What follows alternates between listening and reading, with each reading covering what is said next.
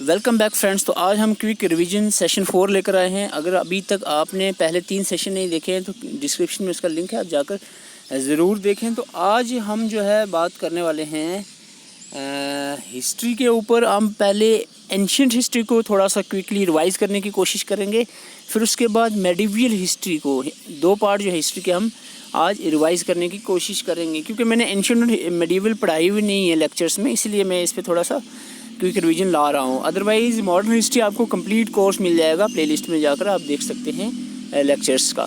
तो आइए स्टार्ट करते हैं। सबसे पहला क्वेश्चन है, which of the following Vedas deals with magic spells and watch crafts. तो मैजिक से कौन सा वेदा डील करता है? आप सबको पता है 4 तरह के वेद हैं, ऋग्वेद, सामवेद, यजुर्वेद, अथर्ववेद। इनमें से मैजिक से कौन डील करता है आप सबको मालूम होना चाहिए। तो इसका राइट आंसर है यहाँ पर अथर्ववेद। तो अथर्ववेद जो है डील करता है मैजिक से। तो आपको यहाँ पर थोड़ी सी एक्सप्लेनेशन जल्दी से बता देता हूँ।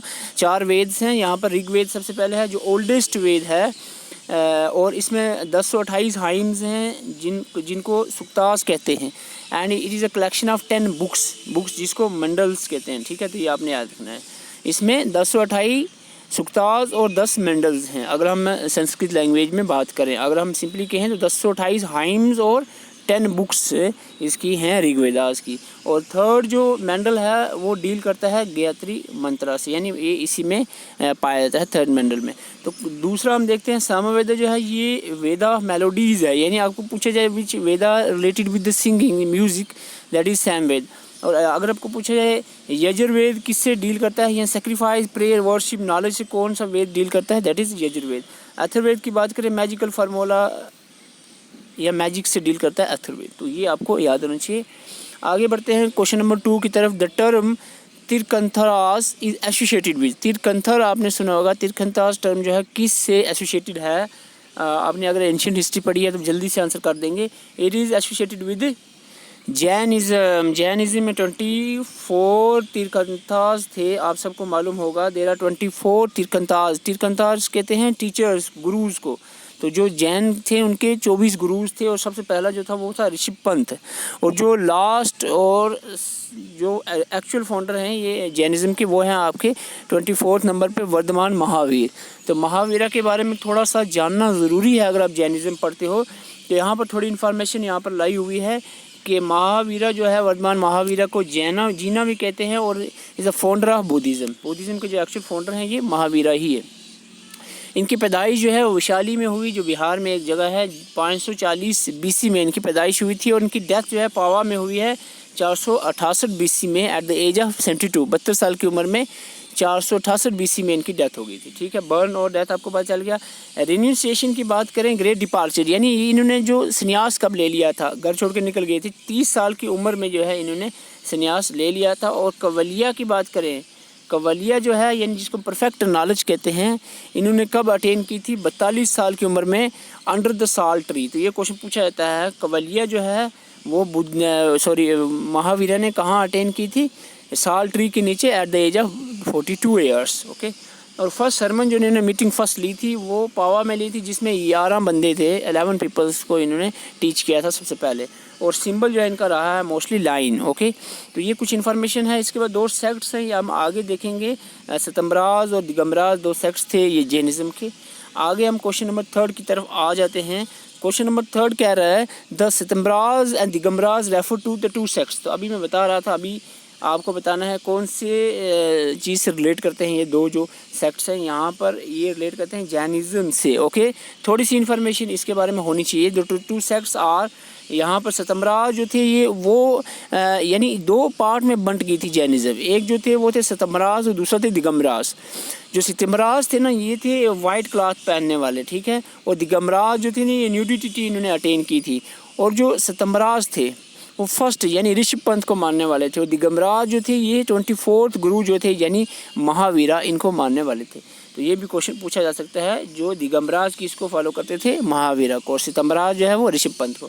जैन की कौंसल्स की बात करें तो जैन कौंसल जो हुई हैं वो 2 ही कौंसल हुई हैं। पहली कौंसल जो हुई थी वो हुई थी पतलीपुत्रा में, और सूत्रभद्रा जो थे इसके दौर में हुई थी। और सेकंड कौंसल जो है वो वालाबाही में देवगिनी के दौर में हुई थी। तो ये कौंसल के बारे में भी थोड़ी इन्फॉर्मेशन आपको होनी चाहिए।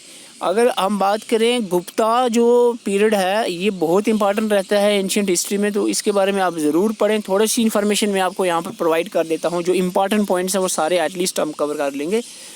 Gupta king has called as Indian Napoleon. तो सिंपल क्वेश्चन है, नेपोलियन ऑफ इंडिया कौन से गुप्ता किंग को कहा जाता था? और वो एक पोइट और म्यूजिशियन भी थे, तो ये आपने बताना है। आपको बता दूँ यहाँ पर जो गुप्ता जिनको नेपोलियन ऑफ इंडिया कहा जाता है वो है यहाँ पर आपके समुद्र Gupta. Okay, answer is a, समुद्र गुप्ता जो है इनको नेपोलियन ऑफ इंडिया भी कहा जाता है। ठीक है, ओके। आज आपकी चिड़ियों की आवाज़ आ रही होगी, आज बड़ा टाइम निकाल कर कहीं पार्क में आकर वीडियो बनानी पड़ रही है। तो आपको थोड़ा सा मैं आगे बता देता हूँ अपना गुप्ता पीरियड के बारे में। तो गुप्ता के जो मैन जो इसके राजा थे उनमें सबसे पहला आता है चंद्रगुप्ता फर्स्ट, जो 320 से लेकर 330 एडी तक इन्होंने राज किया है। इनके बारे में 2 पॉइंट्स याद रखना है, 2-3 पॉइंट्स। सबसे पहला पॉइंट है कि इनको महाराजा द राजा कहा जाता था, महाराजा दी राजा यानी किंग ऑफ किंग्स कहा जाता था। ठीक है, चंद्रगुप्ता फर्स्ट को। दूसरा इंपॉर्टेंट पॉइंट है कि चंद्रगुप्ता फर्स्ट ने मैरी किया था, शादी की थी किसके साथ? लिच्छवी प्रिंसेस जिसका नाम था कुमार देवी से शादी की थी चंद्रगुप्ता फर्स्ट ने। ठीक है, ये एक लिच्छवी प्रिंसेस थी और began the eminence of the Gupta empire. तो गुप्ता एम्पायर इसी वजह से जो है बड़ा आगे और फैला। ठीक है, लिच्छवी प्रिंसेस कुमार देवी से शादी किसने की थी? चंद्रगुप्ता फर्स्ट ने। ओके, आगे बढ़ते हैं। समुद्रगुप्त का अभी जो क्वेश्चन मैंने पूछा था वो यही है कि इंडियन नेपोलियन किसे कहा जाता है? समुद्रगुप्ता को। तो इंडियन नेपोलियन भी कहा जाता है इसको। कविराज मैंने अभी कहा था, पोइट भी हैं वो, उनको इंडियन नेपोलियन भी कहा जाता है। तो कविराज भी इनको ही कहा जाता है। इंडियन नेपोलियन का हो या कविराज, दोनों नाम इनके ही हैं समुद्रगुप्ता के। ओके, और इसके बाद अगर हम इनकी राइटिंग्स की बात करें तो इलाहाबाद पिलर इंस्क्रिप्शन जो है contain the detail of his military consist in the stages. तो ये जो इलाहाबाद पिलर इंस्क्रिप्शन किसके दौर में बना ये आपने याद रखना, समुद्रगुप्ता के दौर में लिखा गया है। इसके बाद it is a little ironically that the military, इसको छोड़ो, हरिसिना का नाम आपने बहुत बार सुना होगा, एक फेमस पोइट रहे हैं और ये समुद्रगुप्ता के दरबार में कोर्ट में ये पोइट रहे हैं हरिसिना। और इलाहाबाद पिलर इंस्क्रिप्शन भी हरिसिना ने लिखा है, तो ये आपने याद रखना है। ठीक है, तो समुद्रगुप्ता के बारे में आपको पता चल गया, तो आपको मैं बता देता हूँ। इसके बाद आगे चलते हैं, पार्ट नंबर आगे है आपका 3rd। चंद्रगुप्ता फर्स्ट के बाद Samudragupta and then Chandragupta second की बात करें, इनको विक्रमादित्य और सकारिया भी कहते हैं। तो यहाँ पर आपको बता दें हम कि विक्रमादित्य चंद्रगुप्ता सेकंड को कहा जाता है। इसके साथ साथ जो है सकारी, आपको पूछे सकारी कौन से गुप्ता को कहा जाता है, ऑप्शन में दिया होगा, सकारी चंद्रगुप्ता सेकंड को कहा जाता है क्योंकि सकाज जो थे ना उनको इन्होंने ख़त्म कर दिया था। डिस्ट्रॉयर ऑफ सकाज हैं, सका भी एक लोग थे वहाँ के राजा। तो नवरत्नास की बात करें, ठीक है, एक तो नवरत्ना आपने अकबर के दौर में नवरत्न थे, लेकिन इसके अलावा अगर हम एंशिएंट हिस्ट्री में देखें तो चंद्रगुप्ता सेकंड के दौर में भी नवरत्नास थे इनके दरबार में। ओके, जिनमें कुछ पॉपुलर का नाम बता दूं तो कालिदास आर्यभट्टा का नाम सुना होगा आपने, ये भी इनके नवरत्नास में शामिल थे। फ़हीन का नाम तो आपने सुना होगा, चाइनीज ट्रैवलर थे, वो किसके दौर में विज़िट किए थे इंडिया में, आपको बताना है चंद्रगुप्ता सेकंड के दौर में फ़हीन जो है इंडिया में विज़िट किए थे। आगे बात कर लेते हैं चंद्रगुप्ता सेकंड की। चंद्रगुप्ता सेकंड की बात हम कर चुके हैं। आगे हम बात करते हैं कुमारगुप्ता की। तो कुमारगुप्ता का टाइटल जो है महेंद्र द्वितीय, इतना ज़्यादा इंपॉर्टेंट नहीं है, बट इज़ इम्पॉर्टेंट ये है who laid the foundation of Nalanda university, ये क्वेश्चन बनता है। नालंदा यूनिवर्सिटी की फाउंडेशन कुमारगुप्ता ने रखी थी, कुमारगुप्ता नालंदा यूनिवर्सिटी। ठीक है, तो इनके इसके अलावा जो है ये इनकी डेथ हो गई थी हंस के साथ फाइट करते हुए इनकी डेथ हो गई थी, ये भी खास पॉइंट है इसमें। कुमारगुप्ता के आपने 2 पॉइंट सुने, एक तो नालंदा यूनिवर्सिटी के फाउंडेशन इन्होंने रखी, फाउंडर हैं, और दूसरा कि हंस के साथ लड़ते हुए इनकी डेथ हो गई थी। इसके बाद लास्ट आता है सिकंदर गुप्ता, और इनने हंस को डिफीट किया और सक्सीड किया। आप अभी सुन रहे थे कुमारगुप्ता को हंस ने मार दिया था, और फिर आगे थे आपके सिकंदर गुप्ता, और इन्होंने हंस को हरा कर आगे बढ़े। और detail the mention the Bhitari pillar inscription की अगर हम बात करें, इसमें आपको डिटेल मिलेगी। सिकंदर गुप्ता के दौर में ये पिलर इंस्क्रिप्शन लिखा गया, तो आपको ये याद रखना है। थोड़ा सा मैं ब्रीफली एक बार रिवाइज करवा दूँ। यहाँ पर हमने पहले बात की किसकी, चंद्रगुप्ता फर्स्ट की और समंदरगुप्ता की, ठीक है। चंद्रगुप्ता फर्स्ट और समंदरगुप्ता के बाद आपने देखा चंद्रगुप्ता सेकंड और कुमारगुप्ता सिकंदरगुप्ता। ये 5 ही हैं गुप्ता जिनके बारे में आपने इन्फॉर्मेशन सुन ली है। होपफुली आपको कुछ रिवाइज हो गया होगा। ये थी बात एंशियंट हिस्ट्री की। मैंने कोई एंशियंट हिस्ट्री पूरी नहीं करा दी। मैं आप सोच रहे कि बस, काफ़ी स्टूडेंट पूछते हैं सर इज़ दिस एनफ। ओ भाई कहाँ से एनफ है, यूट्यूब पे सारी चीज़ें एनफ हो जाएं तो फिर बुक्स किस लिए पैदा हुई हैं, ठीक है। आपको बुक्स पे पढ़ना है, ये मत पूछा करो इट इज़ एनफ। थोड़ा सा अपना दिमाग लगाएं और बुक्स पे पढ़ें। हम आपको एक रास्ता बता रहे हैं, एक गाइडलाइन आपको प्रोवाइड कर रहे हैं कि भाई ये चीज़ें भी होती हैं आगे। अब इसके अलावा भी और चीज़ें होती हैं। आप अशोका के बारे में पढ़ोगे, आप हरियंका डायनेस्टी पढ़ोगे, सोर्थन किंगडम पढ़ोगे, एंशिएंट हिस्ट्री में और भी काफ़ी चीज़ें, इंडस वैली सिविलाइजेशन के बारे में पढ़ोगे।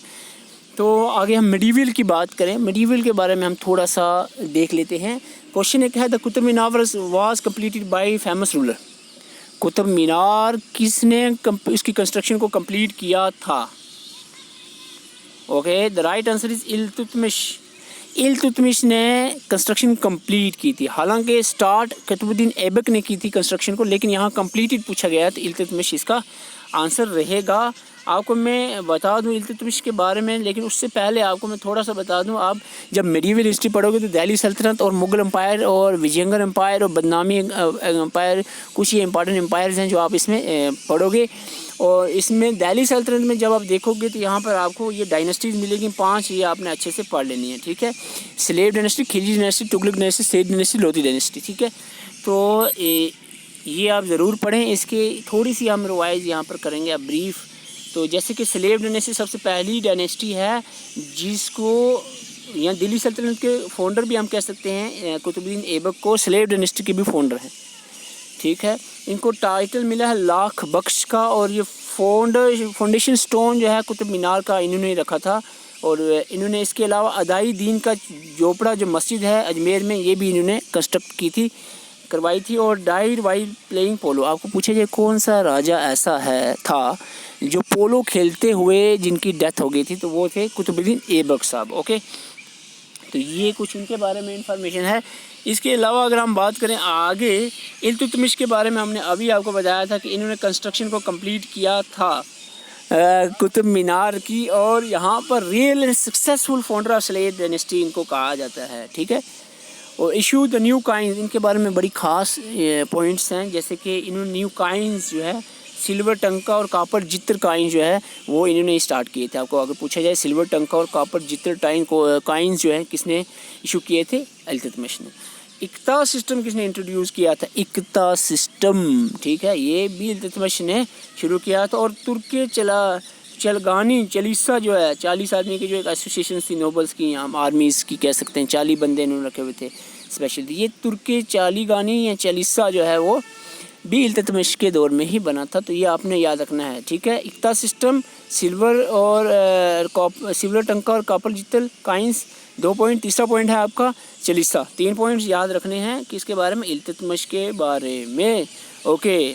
तो इसके अलावा 1921 में जो है इन्होंने प्रोटेक्ट किया था इंडिया को फ्रॉम द चंगेज़ खान। चंगेज़ खान ने इन्वेट किया था इस दौर में, पहले इन्वेट किया है इस दौर में, बाद में भी आया था चंगेज़ खान, लेकिन पहले इल्तुतमिश के दौर में आया तो इन्होंने रोक दिया था चंगेज़ खान को। और कंस्ट्रक्शन ऑफ कुतुब मीनार भी कंप्लीट की इन्होंने, मैं आपको पहले बता चुका हूँ, ठीक है। आगे थोड़ा सा और एक क्वेश्चन मेडिवल हिस्ट्री सी दिल्ली सल्तनत का देख लेते हैं। मोहम्मद बिन तुगलक जो है ट्रांसफ़र इन्होंने किया है इस capital from Delhi to Devagiri. या आपने सुना होगा कि तुगलक ने दिल्ली से देवगिरी को कैपिटल शिफ्ट किया था, और विच ही नेम दौलताबाद जिसको नाम दिया था इसने कैपिटल को। तो आपको यहाँ पर बताना है बिकॉज, क्यों ऐसा क्यों किया। तो आपको मैं बता दूं, ये चारों ऑप्शन आप जल्दी से पढ़ लो। तो इसका राइट आंसर रहेगा ऑल ऑफ द अबव। ये रीजंस थे जो आपके सामने हैं। Delhi was insecure on account of Mongol invasion का ख़तरा था। Devagiri was more centrally. Devagiri में इन्होंने क्यों शिफ्ट किया? क्योंकि देवगिरी दिल्ली से ज़्यादा देवगिरी सेंटर में थी इनके जितनी भी टेरिटरी थी इनके राज की। और देवगिरी ही wanted to complete the conquest of south. और ये चाह रहे थे कि सोत में भी हम अपना हमला करें और वो भी कवर कर लें, वो देवागरी से ज़्यादा आसान रहता था। तो इसीलिए 3 रीज़न थे जिनकी वजह से दिल्ली से देवागरी जो है यहाँ पर कैपिटल शिफ्ट की मोहम्मद बिन तुगलक ने। मोहम्मद बिन तुगलक का नाम आया तो आपके माइंड में एक चीज़ आई होगी, वो थी आपकी ये जो एक्सपेरिमेंट, 5 एक्सपेरिमेंट किए तुगलक ने, मोहम्मद बिन तुगलक साहब ने, और इन साहब के पाँचों एक्सपेरिमेंट फेल हो गए थे। तो आपको बता दूं मोहम्मद बिन तुगलक के बारे में, हैवी टैक्सेशन इन डोब होता है जो 2 रिवर जैसे कि गंगा और यमुना के बीच का जो रीजन फर्टाइल एरिया था उसमें हैवी टैक्सेशन अलो की, ये भी इन पे भारी पड़ गई। ट्रांसफ़र कैपिटल किया जो अभी आप सुन रहे थे, ये भी इनको कुछ फ़ायदा नहीं हुआ, उल्टा नुकसान हुआ। टोकन करेंसी भी इन्होंने स्टार्ट की, फर्स्ट किंग है जिन्होंने टोकन करेंसी स्टार्ट की, और ये भी टोकन करेंसी भी नहीं सही चल पाई। ब्राइबिंग द मंगोल्स यानी want to conquer the Kamu hill but fail, Kamu hill जो है इसको कन्क्वीर करने की कोशिश की, फेल रहे। इन्होंने खुरासान एंड इराक़ पे हमला करने की कोशिश की, फेल रहे। ये 5 इन्होंने अपने एक्सपेरिमेंट किए लाइफ में, तो ये पाँचों के पाँचों फेल रहे, इनको अनसक्सेसफुल रूलर ऑफ दिल्ली सल्तनत कहा जाता है। अब देखो दिल्ली सल्तनत आप पढ़ लोगे, अब हम बात करें जब आप मुग़ल एम्पायर पढ़ने आए तो मैं उसके बारे में थोड़ी इन्फॉर्मेशन दे देता हूँ।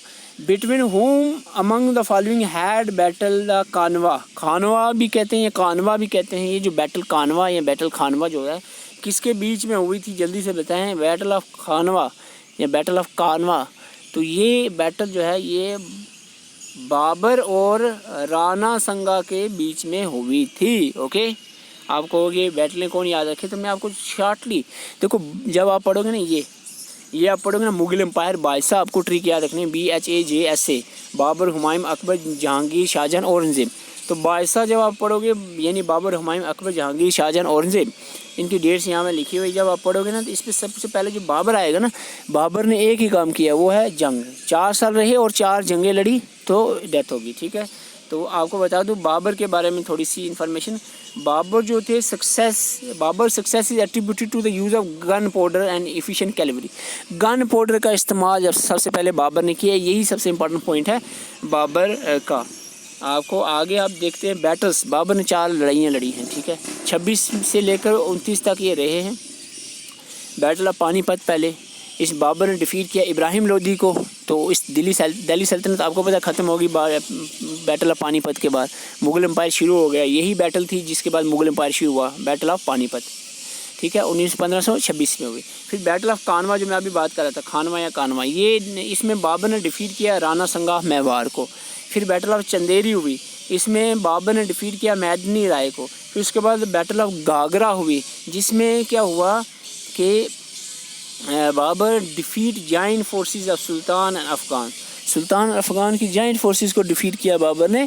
तो मैं आपको बता दूं एक ट्रिक छोटी सी, ठीक है, पानी पी के खाना खा के चंदरी चली गागरा पहन के। तो बैटल्स के नाम आपको सीक्वेंस में याद रखने हैं, 26, 23, 28, 29, ठीक है। 4 बैटल हुई, पहली पानी पी के खाना खा के चंदेरी चली गागरा पहन के, ठीक है, पानी पी के खाना खा के चंदेरी चली गागरा पहन के। तो ये आपने 4 याद रखनी है बैटल्स बाबर की, 26, 23, 28, 29, 4 साल भी आपको याद है, डेटें याद हो जाएंगी, बैटल्स भी, ठीक है। आगे नाम भी याद रखना ज़रूरी है, वो आप खुद बगैर ट्रिक के याद कर लो। ओके, ये आपको मैंने बता दिया, मुग़ल एम्पायर आप पढ़ोगे तो इस तरह से कुछ देखना है। तो so this is all about from today. आज हम थोड़ा सा डिस्कस कर पाए हैं, रिवाइज़ कर पाए हैं एंशिएंट और मेडिवल के। अगर आप अभी तक इसके पिछले जो सेशंस हैं क्विक रिवीजन JKPSI के नहीं देखे हैं तो आप ज़रूर प्लेलिस्ट या डिस्क्रिप्शन में विजिट करके वो देख सकते हैं। इसके अलावा अगर आप हमारे से नए जुड़े हैं, चैनल को ज़रूर सब्सक्राइब करें ताकि इस तरह की और वीडियोज़ भी आप तक पहुँचती रहें। और डिस्क्रिप्शन में टेलीग्राम का लिंक है, वो भी ज्वाइन कर सकते हैं। अगर आपको नोट्स चाहिए तो आप हमें व्हाट्सअप कर सकते हैं, व्हाट्सअप नंबर आपको 12 हमने दिया हुआ है। तो अगर आपको नोट्स चाहिए तो इस नंबर पे जो है 7051014488 पे आप मैसेज कर सकते हैं, इसमें आपको नोट्स प्रोवाइड कर दिए जाएंगे। तो बीच में से वीडियो पास हो गई थी, तो आई होप आपको ये चीज़ें समझ आ गई होंगी। आपको ये मैंने बता दिया, यहीं तक था आपका, यहाँ तक बताना था। ये जो बैटल्स थी आपने आई होप सुन ली होंगी, मुझे समझ नहीं आ रही वीडियो पास कहाँ से हुई थी। तो ये आपने बैटल्स बाबर की देखी इस क्वेश्चन के बाद। So this is all about from today, ठीक है। तो व्हाट्सअप नंबर आपको मैंने दे दिया है, तो आप इस मैसेज करके आप ये नोट्स भी ले सकते हैं या कोई भी नोट्स आपको चाहिए। Thank you for watching.